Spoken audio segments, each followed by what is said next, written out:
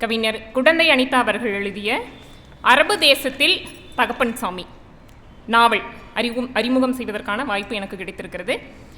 நாவலுடைய தலைப்பில் இருப்பதைப் போலவே அரபு தேசத்தில் தகப்பன் சாமி, அரபு தேசத்தில் வாழக்கூடிய ஆண்களுடைய வாழ்க்கை முறை எப்படி இருக்குது, அவங்க எந்த மாதிரியான கனவுகளோடு அந்த வெளிநாட்டுக்கு அரபு நாடுகளுக்கு போகிறாங்க, ஆனால் அங்கே எந்த மாதிரி இருக்குது அப்படிங்கிற விஷயங்களை பற்றி பேசக்கூடிய நாவல் இது. இன்றைக்கி எவ்வளவோ திரைப்படங்கள் இந்த மாதிரி வெளிநாடு போகக்கூடியவங்களுடைய நிலைமை, அவங்க வெளிநாடு போகிறதுல எப்படிலாம் ஏமாறுறாங்க, எந்த மாதிரியான துயரங்கள் அனுபவிக்கிறாங்க அப்படிங்கிற மாதிரியான விஷயங்களை சொல்லி எவ்வளவு திரைப்படங்கள் வந்தாலும் கூட இன்னும் அந்த வெளிநாட்டு மோகம் அப்படிங்கிறது நம்ம மக்கள்கிட்ட இருக்க தான் செய்யுது. ஒரு ஊரில் ஒருத்தங்க வெளிநாட்டில் இருக்காங்க அப்படின்னா அந்த வீட்டை, இப்போ துபாயில் இருக்காங்க அப்படின்னா துபாய்க்காரர் வீடு அப்படின்னு சொல்கிறதுல அதில் ஒரு சந்தோஷம், அந்த மோகம் இருக்க தான் செய்யுது. அப்போது அந்த மாதிரி அரபு தேசத்துக்கு போகக்கூடிய செந்தில் அப்படிங்கிற ஒரு மனிதரை பற்றின கதை. அதில் செந்தில் மட்டும் தகப்பன் சாமியாக இல்லை, அதில் வரக்கூடிய அரபு தேசத்தில் பணிக்காக, வீட்டு குடும்ப சூழ்நிலைக்காக, தங்கையின் திருமணத்திற்காக, வீடு கட்டுவதற்காக வாங்கிய கடனை அடைப்பதற்காக, இப்படி ஏதாவது ஒரு காரணத்துக்காக அரபு தேசத்தில் பணியாற்றக்கூடிய எல்லா ஆண்களுமே தகப்பன் சாமிகளாக இருக்கிறார்கள். இவங்க செந்தில் தஞ்சாவூரில் இருக்கிற சுவாமிமலை அப்படிங்கிற ஊரை சேர்ந்தவர். அவங்க டிப்ளமோ முடிச்சுட்டு வேலை தேடிட்டு இருக்காங்க. இப்போ தெரிஞ்சவங்க ஒருத்தங்க துபாயில் இருக்காங்க, அவங்க மூலமாக அவரும் துபாய் போகிறதுக்கான முயற்சியை மேற்கொண்டுட்டு இருக்காரு.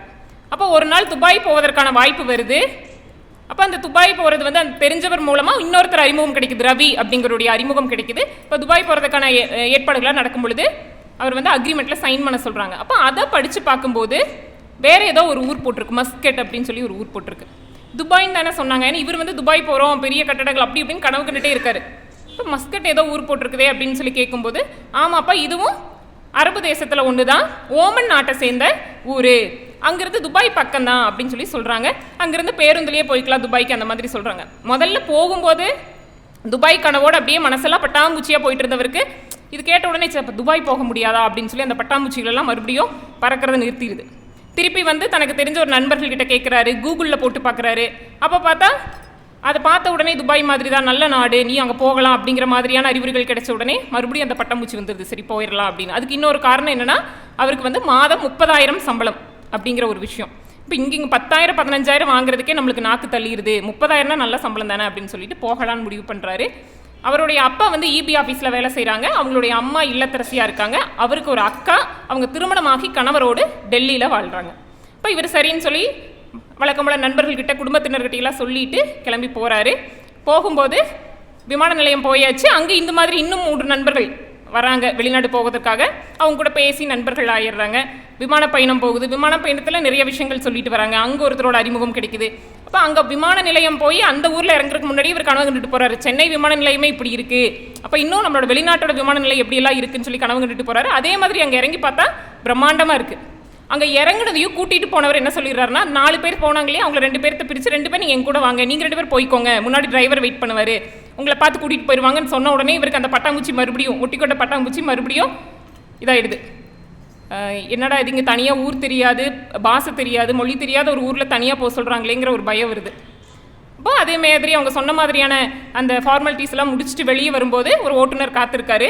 அந்த ஓட்டுநர் அவர் அலுவலகத்துக்கு கூட்டிகிட்டு போகிறாங்க. அப்போ அந்த அலுவலகத்துக்கு போகும்போது அந்த ஊரை பார்த்து மறுபடியும் பரவாயில்ல, நம்ம நல்லா இது பண்ணிடுவோம், நல்ல ஒரு இடத்துக்கு தான் வந்திருக்கோங்கிற அந்த மனசில் அதே பட்டாம்பூச்சியோடு போகிறாரு. அப்படியே 2-3 நாட்கள் அந்த ஃபார்மாலிட்டிஸ் எல்லாம் முடியுது. அப்படி முடிஞ்சு மறுபடியும் அவர் வேலைக்கு போகிறாரு. வேலைக்கு போகும்போது அங்கிருந்து வேறு ஊருக்கு அழைச்சிட்டு போகிறாங்க. அப்போ பார்த்தா நம்ம துபாய்னு சொல்கிறோம், ஓமன் நாடுன்னு சொல்கிறோம், கூகுளில் போட்டு அந்த கட்டடங்கள் எல்லாம் முடிஞ்சிருச்சு. அவர் கூட்டிகிட்டு போகிறாங்க. அந்த நகரத்தை தாண்டி கிராமத்தில் ஒரு அத்துவான காட்டில், பாலைவனம் மாதிரி, ஏறத்தாழ பாலைவனம் மாதிரி இருக்கக்கூடிய ஒரு காட்டில் தங்குவதற்கு வீடெல்லாம் கிடையாது. அதுக்கு முன்னாடி அலுவலகத்தில் தங்கியிருந்தப்போ வீடு, ஆஃபீஸ் ரொம்ப பிரம்மாண்டமாக இருக்குது, தங்கறதுக்கான தனி அறைகள் கொடுத்துருக்காங்க, ரொம்ப பிரம்மாண்டமாக இருக்குது. அங்கே போய் பார்த்தா தங்குறதுக்கு வீடு இல்லை, ரெடிமேட் ஹவுஸ். அந்தந்த இடத்துல எங்கே சைட்டில் வேலை நடக்குதோ அங்கே ரெடிமேட் ஹவுஸ் போட்டு அங்கே தங்கிக்கிறது. அந்த வேலை முடிஞ்ச உடனே எங்கே சைட் இருக்கோ அங்கே போய் தங்குறது. அதை பார்த்த உடனே இவருக்கு ரொம்ப பயமாயிருது. அதே மாதிரி அந்த அலுவலகத்தில் உணவு பரவாயில்ல, ஓரளவுக்கு இருந்துச்சு. இங்கே போய் பார்த்தா எந்த உணவுமே அவருக்கு சரி வரல. அங்கே இருக்கிறவங்க சொல்கிறாங்க, சில பேர்த்துக்கு உணவு ஒத்துக்காமல் வயிற்று வலி வந்துருச்சு, இப்படி மருத்துவர்கிட்ட போயிட்டு வந்தாங்க அப்படிங்கிற மாதிரி விஷயம்லாம் சொல்கிறாங்க. இப்போ இவர் ரொம்ப ஒரு மாதிரி இருக்குது. அப்போ வேலை என்னன்னு சொல்லி அடுத்த நாள் கூட்டிகிட்டு போகிறாங்க. போகும்போது யூனிஃபார்ம் சீருடை கொடுக்குறாங்க. என்னன்னா இவர் இங்கிருந்து போகும்போது நம்ம வெளிநாட்டுக்கு போகிறோம், புதுசாக பையன் வேலைக்கு போகிறான் அப்படின்னாலே வந்து வீட்டில் இருக்கிறவங்களும் சரி அவங்களும் சரி நிறைய புத்தாடைகள் புது உடைகள் வந்து எடுத்துகிட்டு போனாங்க. ஆனால் அங்கே போய் ஒரு நாள் கூட போடல, முத நாளே சீருடையோடு போகிறாங்க, போயிட்டுருக்காங்க. அவர் பேருந்தில் ஏறி உட்காந்தா அந்த சைட்டுக்கு போகும்போது ரொம்ப ஒரு வருத்தமாக இருக்கார். ஆனால் அதில் ஒரு கதாபாத்திரம் வருது, ராஜ்குமார் அப்படிங்கிற கதாபாத்திரம். எல்லாரும் அவங்களுடைய ஹெட்ஃபோன் போட்டு பாட்டு கேட்டுட்டு இருக்காங்க, வருத்தமாக இருக்காங்க, ஒரு புரியாத மாதிரி எல்லாம் கொண்டுட்டு இருக்கும். இந்த ராஜ்குமார் மட்டும் ரொம்ப துருன்னு இருக்காரு, வந்து பேசுறாரு, தமிழா நீங்க அப்படின்னு பேசுறாரு, ரொம்ப சந்தோஷமா இருக்காரு. இப்போ இவர் கேட்குறாரு, உங்களுக்கு இதெல்லாம் வந்து கஷ்டமா இல்லையா? ஊரை விட்டு வந்து இருக்கோம், இங்கே உணவு ஒரு மாதிரி இருக்கு, இப்படி வேலையில் வந்திருக்கோமே, வீடு கூட இல்லை, இதெல்லாம் உங்களுக்கு கஷ்டமா இல்லையான்னு கேட்கும்போது அவர் சொல்றாரு, அதெல்லாம் அப்படி தான் இருக்கும், போக போக பழகிடும், உனக்கு கஷ்டமாக இருந்தால் ஃப்ரெண்ட்ஸுக்கெல்லாம் ஃபோன் பண்ணி நான் எப்படி இருக்கேன் தெரியுமா ஃபாரின்ல அப்படின்னு சொல்லி நீ பெருமை பேசுனா உனக்கு அந்த கஷ்டம் மறந்துடும் அப்படின்னு சொல்லி சொல்கிறாரு. அப்போ இது வந்து இந்த இடத்துல அவர் அறிவுரை சொல்கிறாரு. அதுக்கப்புறம் அதுக்கு சூழலுக்கு தகுந்த மாதிரி இவர் சில இடங்களை மாற்றிக்கிறாரு. இதே இன்னும் ஓராண்டு போய் புதுசாக வரவங்க இதே மாதிரி இந்த இடத்த பார்த்து வருத்தப்படும் போது செந்தில் மற்றவங்களுக்கு இதே அறிவுரையை சொல்கிறாரு. ராஜ்குமார் சொன்னார்ல நம்மளுக்கு அப்படின்னு சொல்லிட்டு இவரே மற்றவங்களுக்கும் அதே அறிவுரையை சொல்கிறாரு. அப்போ இப்படியே வேலை போயிட்டு இருக்குது, ரொம்ப கஷ்டமாக இருக்குது. ஒரு மாதம் தள்ளுறதே ரொம்ப கஷ்டமாக இருக்குது. இடையில அம்மா கிட்ட பேசும்போது அம்மா வந்து ஃபோனில் பேசும்போது இப்படி கண்டுபிடிச்சிருவாங்க, மகனாக இருந்தாலும் மகளாக இருந்தாலும். ஏப்பா ஒரு மாதிரி பேசுகிற அப்படின்னு சொல்லி கேட்கும்போது தெரியாமல் சொல்லிட்டார், அம்மா எனக்கு வயிற்று வலிக்குது. அம்மா எல்லா நாட்டு வைத்தியம் சொல்கிறாங்க, வெந்தய தண்ணி குடி, சீரக தண்ணி குடி, அதை பண்ணு இதை பண்ணு, அதுக்கு எதுக்குமே அங்கே வாய்ப்பு இல்லை, அம்மா இப்படி சொல்கிறாங்களே அப்படின்னு சொல்லி நினச்சிட்டு இருக்காங்க. அப்போ ராஜ்குமார் அப்படிங்கிற கதாபாத்திரத்துக்கு கை உடஞ்சிருது. அவங்ககிட்ட கேட்குறாரு, நீங்கள் வீட்டில் சொல்லலையா அப்படின்னு சொல்லி கேட்கும்போது, எதுக்கு வீட்டில் சொன்னோம்னா அவங்க அங்கே பயந்துட்டு இருப்பாங்க, சொல்லி என்னாங்க போது சொல்லலை அப்படிங்கும்போது, அப்போ இவர் யோசிக்கிறார் செந்தில், ஓ இப்படி தான் வந்து சொல்லாமல் இருக்கணும் போல, இது தெரியாமல் நம்ம சொல்லி அம்மா வந்து இத்தனை சித்த வைத்திய நடைமுறைக்கே ஒத்து வராத நடக்காது இத்தனை சித்த வைத்தியங்கள் கேட்டு புலம்பியிருக்காங்களே அப்படின்னு சொல்லி நினைக்கிறாங்க. அப்போ ஒவ்வொருத்தரும் அப்படியே அந்த ராஜ்குமார் கூட தமிழர்கள் எல்லாம் சேர்ந்து ஒரு குரூப் ஃபார்ம் பண்ணிடுறாங்க. விடுமுறை நாட்களில் வெளியில் போகிறது, விடுமுறை நாட்களில் லேப்டாப்பில் படம் பார்க்குறது, தங்களோட துணிகளை துவைச்சிக்கிறது. செந்தில் வீட்டில் வந்து சாப்பிட்ட தட்டு கூட கழுவாத ஒரு ஆள், அங்கே போய் தன்னுடைய உடைகளை தானே துவைச்சிக்கிறதுக்கு மற்றவங்களை பார்த்து பழகிக்கிறாரு. அப்போது நம்ம ஊரில் இருந்தால் தான் ஏதாவது ஒரு புதிய நண்பரை பார்க்கும்போது நீங்கள் எந்த ஊர், அந்த ஊரில் உங்கள் வீடு எங்கே, நீங்கள் என்ன சாமி கும்பிட்றீங்கன்னு கேட்போம். வெளியூரில் போய் மொழி தெரியாத ஒரு ஊரில் யாருமே இல்லைங்கும் போது நம்ம மொழி பேசினா போதும், தமிழ் பேசுகிறாங்களா போதும், அவங்க என்ன ஜாதியாக இருந்தால் என்ன மதமாக இருந்தாங்க என்னங்கிற எண்ணம் அப்போ தான் வருது. நம்ம ஊரில் இருக்கும்போது அந்த எண்ணம் வர்றதில்லை. இப்போ தமிழ் பசங்களை சேர்ந்து ஒரு குரூப்பாக ஃபார்ம் பண்ணி அவங்க இருக்கிற அந்த ஒரு நாளை, வெள்ளிக்கிழமை விடுமுறை வருது, அந்த வெள்ளிக்கிழமை விடுமுறையை எப்படி மகிழ்ச்சியாக மாற்றிக்கிறாங்க, அந்த சூழலுக்கு தகுந்த மாதிரி தங்களை தகவமைச்சுக்கிறாங்க அப்படிங்கிறது போகுது. இப்படியே போயிட்டு இருக்கும்போது அவர் அப்படியே அந்த நாட்டோட இதுக்கு வந்து சரி என்ன பண்ணுறது, நம்ம வந்து இருந்து தான் ஆகணும் அப்படிங்கிறதுக்கு வராரு. அதுக்கு இன்னொரு காரணம் வருது. ஏன்னா வந்து ஒரு வாரத்தில் முடியலை அப்படின்னு சொல்லி அம்மா கிட்ட, அப்பா கிட்ட, அக்கா கணவர்கிட்ட சொல்லும்போது எல்லாருமே சொல்லி வச்ச மாதிரி நீ தானே போய் ஒரு வாரம் கூட ஆகலை, அதுக்குள்ளே பிடிக்கலன்னா எப்படி, புது இடம்னா அப்படி தான் இருக்கும், எல்லா வேலையும் கஷ்டமாக தான் இருக்கும், எல்லா பக்கம் திட்டதான் செய்வாங்க, அப்படி தான் இருக்கும் அப்படின்னு சொன்னதுனால அவர் யாருமே வந்து எப்படி நினச்சிக்கிறாங்க, எல்லாரும் வெளிநாட்டில் இருந்தாலே ஒரு மனுஷன் வந்து ரொம்ப மகிழ்ச்சியாக இருக்காங்க, ரொம்ப வந்து ஹாப்பியாக இருக்காங்க அப்படிங்கிற மாதிரி அவங்க நினச்சிக்கிறாங்க. நம்மளோட கஷ்டத்தை யாருக்கும் சொல்லி புரிய வைக்க முடியாது, நம்ம இருந்துக்க வேண்டியதான் அப்படிங்கிற மனநிலைக்கு வந்துடுறாரு. இதுக்கிடையில் ஒன்றொரு முறை அந்த மெயின் ஆஃபீஸ் அலுவலகத்துக்கு வந்து போகக்கூடிய வாய்ப்பு கிடைக்கும் பொழுது அங்கே நல்ல உணவு கிடைக்குது, அங்கே நல்லா சாப்பிட்டுக்கிறாரு. அங்கே பெரிய ராஜ்குமார் சொன்ன மாதிரி அங்கே பெரிய பில்டிங் இருக்கும் இல்லைங்களா, அங்கே வந்து புகைப்படங்கள் எடுத்து தன்னோட வாட்ஸ்அப்பில் ஸ்டேட்டஸாக வச்சுக்கிறாரு. அப்போது இங்கே இருக்கக்கூடிய உறவினர்கள் அதை தானே பார்ப்பாங்க, அவர் அங்கே என்ன கஷ்டப்படுறாரு அப்படின்னு தெரியாது. வீடியோ காலில் அம்மா கிட்ட பேசும்போது கூட அந்த ரெடிமேட் வீடு தெரியாமல் சுவர் இருக்கிற இடம் தெரிகிற மாதிரி வீடியோ காலில் பேசுகிறாங்க. இந்த மாதிரியான விஷயங்கள் போயிட்டுருக்கு. இப்போ ஒரு மாதம் ஆயிடுது, அவருக்கு சம்பளம் வருது. சம்பளத்தை பார்த்த உடனே அவருக்கு ரொம்ப சந்தோஷமாக இருக்குது. நம்ம ஊர்லேயே இருந்தால் ஒரு 5000 10,000 வாங்குறதுக்குள்ளே எவ்வளோ பாடுபட வேண்டியது இருக்குது, பரவாயில்லையே அப்படின்னு சொல்லிட்டு. அது இந்த இடத்துல அவங்க சொல்லியிருக்காங்க, அந்த சம்பளம் எப்படி இருக்காமா, அந்த வெளிநாட்டில் வாழக்கூடியவர்கள் எவ்வளவு துயரப்பட்டாலும் அந்த சம்பளம் எப்படி இருக்குன்னா, அந்த கடிவாளம் கட்டப்பட்ட குதிரை முன்னாடி தொங்குற அந்த புல்லுக்கட்டை மட்டும் பார்த்துட்டு ஒரு பாய்ச்சலில் ஓடும் இல்லைங்களா, அந்த மாதிரி அந்த குதிரையை ஓட்டக்கூடிய அந்த புல்கட்டாக அங்கே கொடுக்கக்கூடிய சம்பளம் இருக்குது அப்படின்னு சொல்லி சொல்கிறாங்க.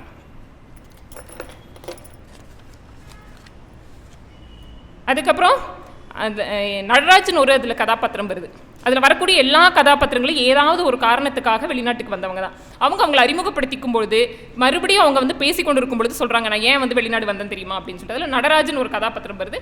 அவர் வந்து எப்போ பார்த்தாலும் சோகமாகவே இருக்கிறாரு, எல்லாரும் ஃபோன் பேசுகிறாங்க, அவர் ஃபோனே வாங்கிக்கல, பேசலை, என்ன ஏதுன்னு விசாரிக்கும் போது சொல்கிறாரு, நான் முன்பே வந்து இந்த அரபு நாட்டில் தான் வந்து நான் வேலை செஞ்சேன், ஜேசிபி டிரைவராக இருந்தேன், அதே வேலையை தான் நம்ம ஊர்லேயும் பண்ணிட்டு இருந்தேன், கடன் அடைக்கிறக்காக வந்தேன், கடன் அடைச்சிட்டேன், தங்கச்சிக்கு திருமணம் பண்ணியாச்சு, சரி நம்ம திருமணம் பண்ணி அங்கேயே இருக்கலாம் அப்படிங்கும்போது திருமணம் ஆனதுக்கு பின்னாடி மனைவி சொல்கிறாங்க, நீங்கள் வெளிநாட்டில் இருக்கீங்க அப்படிங்கிறதுனால தான் எங்கள் வீட்டில் உங்களுக்கு பொண்ணு கொடுத்தாங்க, எங்கள் சொந்த பந்தத்துக்கு முன்னாடி நீங்கள் வெளிநாட்டில் இருக்கணும், நீங்கள் திருப்பி வெளிநாடு போங்க போங்க போங்கன்னு சொல்லி ரொம்ப வந்து அவங்க வந்து கட்டாயப்படுத்துகிறாங்க. அந்த கட்டாயத்தின் பேரில் அவங்க வந்து வெளிநாட்டுக்கு வந்திருக்காங்க. அவர் என்ன பண்ணுறாரு, மாதம் சம்பளத்தை மட்டும் வீட்டுக்கு அனுப்பிடுறாரு, யாரு கூடயும் ஃபோனில் பேசிக்கிறது இல்லை. அந்த மாதிரியான ஒரு கதாபாத்திரம் வருது. ராஜ்குமார் கதாபாத்திரம் என்னென்னா, அவர் சொல்கிறாரு, நீங்கள் எதுக்கு வந்தீங்க வெளிநாட்டுக்கு வந்தீங்க அப்படின்னு சொல்லும்போது சொல்கிறாரு, நான் முதல்ல வெளிநாட்டுக்கு வரும்போது நான் அத்தை மகளை வந்து சின்ன வயசுலேருந்து லவ் பண்ணிட்டு இருந்தேன், காதலிச்சுட்டு இருந்தேன். அந்த அத்தை குடும்பத்துக்கும் எங்கள் குடும்பத்துக்கும் ஆகாது. ஆனால் நான் வெளிநாட்டுக்கு வந்துட்டு முதல் தடவை திரும்பி போனதுமே அந்த அத்தை குடும்பம் தானாக வந்து என் கூட பேச ஆரம்பிச்சிட்டாங்க. 2வது தடவை போனதும் அத்தையே தானாக வந்து தன்னோட பொண்ணை எனக்கு கட்டி வைக்கிறேன்னு சொல்லிட்டாங்க. அப்போ நம்ம ஊரில் நம்ம இங்கே என்ன வேலை பார்க்குறோம், என்ன சம்பாதிக்கிறோம், எப்படி இருக்குங்கிறது அவங்களுக்கு பிரச்சனை இல்லை, வெளிநாட்டில் இருக்கமா அதை பார்த்து பொண்ணு கொடுத்துருவாங்க அப்படின்னு சொல்லி சொன்னாங்க. இது இப்போ சமீபத்தில் ஒரு தனியார் நிகழ்ச்சியில் விவாத நிகழ்ச்சியில் ஒருத்தவங்க சொல்கிறாங்க, சார் இவங்க வந்து அப்படியே சொல்கிறாங்க, சார் இவங்க வந்து பையன் எப்படிங்கிறதெல்லாம் பார்க்குறது இல்லைங்க சார், வெளிநாட்டில் இருக்கிறமா பொண்ணை கொடுத்துருவாங்க, அதனால தான் நான் வெளிநாட்டுக்கு போனேன், திருமணம் முடிஞ்சிருச்சு நான் திருப்பி போகலை அப்படின்னு சொல்லி ஒரு தனியார் நிகழ்ச்சியில் ஒருத்தவங்க பகிரங்கமாகவே சொல்கிறாங்க, இதனால தான் நான் வெளிநாட்டுக்கு போனேன், திருமணத்துக்காக தான் போனேன் அப்படின்னு சொல்லி சொல்கிறாங்க. அப்போ இந்த மாதிரி ஏதாவது ஒரு காரணத்துக்காக யாருமே வந்து தனக்காக நான் வாழணும் எனக்காக அப்படின்னு வரல. ஏதாவது ஒரு காரணத்துக்காக, தங்கச்சியோட திருமணத்துக்காக, கடன் அடிக்கணும், இப்படி எல்லாரும் ஏதாவது ஒரு காரணத்துக்காக வந்திருக்காங்க, பேசி எல்லாரும் அறிமுகம் ஆகிக்கிறாங்க. அதே மாதிரி ஏதாவது கஷ்டம் வரும்போது அவங்களுக்குள்ளேயே அவங்க பேசி சமாதானம் ஆகிக்கிறது, சந்தோஷப்பட்டுக்கிறது. அதில் ஒருத்தரோட மகளுக்கு வந்து பிறந்தநாள் வருது, அங்கே எல்லாரும் வீடியோ கால் மூலமாக மகளுக்கு வந்து எல்லாரும் வாழ்த்துக்கள் சொல்லிட்டு இருக்கிறவங்க எல்லாத்தையும் பக்கத்தில் அவங்களுக்கு வந்து ஒரு நிபந்தனை இருக்குது, குறிப்பிட்ட தூரத்துக்கு மட்டும் தான் வெளியில் போகணுங்கிற நிபந்தனை இருக்குது. அந்த குறிப்பிட்ட தூரத்துக்குள்ளே இருக்கிற உணவகத்தை கூட்டிகிட்டு போய் எல்லாத்துக்கும் பார்ட்டி கொடுக்குறாரு. இந்த மாதிரி ஏதாவது ஒரு வகையில் அந்த வெளிநாட்டு வாழ்க்கையை வந்து அவங்க வாழ பழகிக்கிறாங்க. செந்திலும் அவங்க கூட சேர்ந்து வாழ பழகிக்கிறாங்க. இப்படியே போயிட்டு இருக்கும்போது அவங்க கூட இருந்த ஒரு வாலிபன் வந்து தற்கொலை பண்ணிக்கிறாங்க திடீர்னு குளியலறையில். என்ன காரணம் அப்படின்னு சொல்லி பார்த்தா, அவங்களுக்கு திருமணம் நிச்சயமாயிருக்கும், என்ன காரணம்னு தெரியல, திடீர்னு திருமணம் வந்து நின்று போயிடுச்சு. நைட்டெல்லாம் புலம்பிகிட்டே இருந்தவங்க காலையில் தற்கொலை பண்ணிக்கிறாங்க. அதெல்லாம் அந்த தற்கொலை பண்ணிக்கிறாங்க, அதை பற்றி பேசுகிறாங்கிற விஷயத்தோட முடிச்சிட்டாங்க. ஆனால் அதுக்கப்புறம் யோசிச்சு பார்த்தோன்னா, அந்த திரைப்படம் ஒன்று வந்தது, காப்பே ரணசிங்கம்னு சொல்லிட்டு ஒரு திரைப்படம் வந்துச்சு. பார்த்துட்டு 2-3 நாள் தூக்கமே வரல. ஒரு வெளிநாட்டுக்கு வந்து குடும்பத்தை வேலை கொண்டு வரணும் அப்படின்னு சொல்லி ராமநாதபுரம் மாவட்டத்தை சேர்ந்த ஒருத்தர் போறாரு. அவர் இறந்ததுக்கப்புறம் அவர் உடலை திருப்பி கொண்டு வரக்கு அவங்க மனைவி படாத பாடுபடுறாங்க. பட் கடைசியிலையும் அவங்களோட உடல் வராது. அது மாதிரி எனக்கு என்ன தோணுச்சுன்னா, அந்த இறந்த வாலிபனுடைய உடல் அவங்க திருப்பி ஊருக்கு கொண்டு வந்திருப்பாங்களா, இல்லை இவ்வளோ செலவு பண்ணி கொண்டு வரணும், அவங்க யார் இருப்பாங்க, அவங்க வீட்டில் என்ன பண்ணியிருப்பாங்க அப்படிங்கிற மாதிரியான விஷயங்கள் இருந்துச்சு. பொதுவாக வெளிநாட்டில் இருக்கிறவங்க இறந்தாலும் பிரச்சனை, அவங்க சொந்த மதத்தில் ஏதாவது இறப்பு ஏற்பட்டாலும் பிரச்சனை. ஏதோ மாமாவோ அத்தையோ சின்ன வயசுலேருந்து நம்ம தூக்கி வளர்த்துறவங்க, நம்ம கூட ஒன்றா விளையாண்டவங்க இறந்து போகிறப்போ அவங்க கண்டிப்பாக வர முடியாது. அவங்களுக்கு விடுமுறை கிடைச்சி வரும்பொழுது இந்த மாதிரியான இறப்புகள் எல்லாம் ஒரே நாளில் போய் பார்க்குற மாதிரி இருக்கும். அப்போ 1 வருஷம் ஆயிருக்கலாம் அவங்க இறந்து, 2 வருஷம் ஆயிருக்கலாம். அதுக்கப்புறம் போய் அந்த துக்கத்தில் பங்கேற்கிறது எப்படி இருக்குன்னு நினச்சி பாருங்க. இப்போ இப்படியே போயிட்டுருக்குது. இவங்க வந்து துபாய் கனவோட போயிட்டு ஓமன் நாட்டில் இருக்காங்க இல்லைங்களா, இந்த மாதிரி நிறைய பேர் வராங்க. ஓ நீங்களும் துபாய் கனவோட வந்தவங்களா, ஓ நீங்களும் அப்படியா அப்படிங்கிற மாதிரி எல்லாம் அவங்களுக்குள்ளே பேசிட்டு போயிட்டுருக்காங்க. வெவ்வேறு இடங்களில் பணிமாறுதல் வருது. இப்படியே 1.5 வருஷம் ஆயிடுச்சு.